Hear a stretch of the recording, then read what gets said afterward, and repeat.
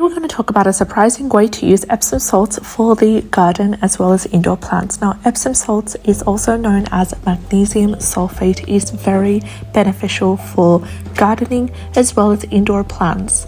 It can be used in many ways, including helping to boost magnesium levels in the soil. Epsom salts is a rich source of magnesium, which is an essential mineral for plant growth. Magnesium plays an important role in the photosynthesis, chlorophyll production, and overall plant health.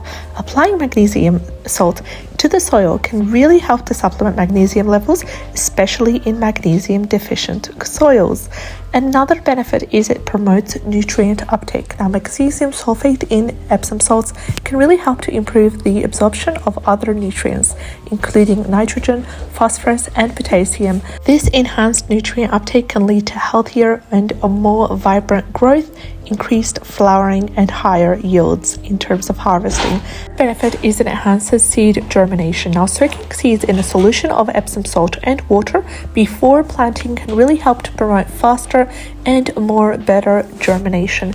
The magnesium inside Epsom salts facilitates enzyme activity and nutrient absorption in seeds, leading to quicker emergence and stronger seedlings. Fourth benefit is it improves the structure of the soil. Now, Epsom salts can help improve soil structure by helping to loosen compacted soil and improves the drainage. Mixing Epsom salts into the soil or even applying it as a soil drench really helps to break up the soil and improves aeration, leading to healthier root growth and better water retention. Fifth benefit is it corrects magnesium deficiency. Have you noticed some of your plants have yellow leaves with green vines? They're often a sign of magnesium deficiency in these plants. The solution here is to apply Epsom salts to the soil or to the foliage. Can really helps to correct this deficiency and also restore healthy leaf coloration. Dissolve Epsom salts in water and spray on the leaves. Apply it directly to the soil around the plant's root zone can also be a good solution. And lastly, it repels pests. Now, Epsom salts can act as a natural pest deterrent for certain garden pests.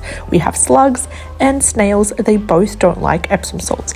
You can start off by sprinkling Epsom salts around the plants to create a barrier of Epsom salt solution can really help to repel these nasty pests without harming the plants. If you do decide to use Epsom salts in gardening, it's important for you to apply it with reason and avoid overuse, as excessive amounts can lead to salt buildup in the soil over time. Remember to follow the package instructions and recommended application rates based on your specific plant's needs. Also, it's always a good idea to conduct a soil test in order to determine the existing nutrient deficiencies before applying Epsom salts, as well as other fertilizers and supplements to your garden soil. If you've enjoyed today's video, like, share, and subscribe. I'd love to have you on board. I'll see you in the next one.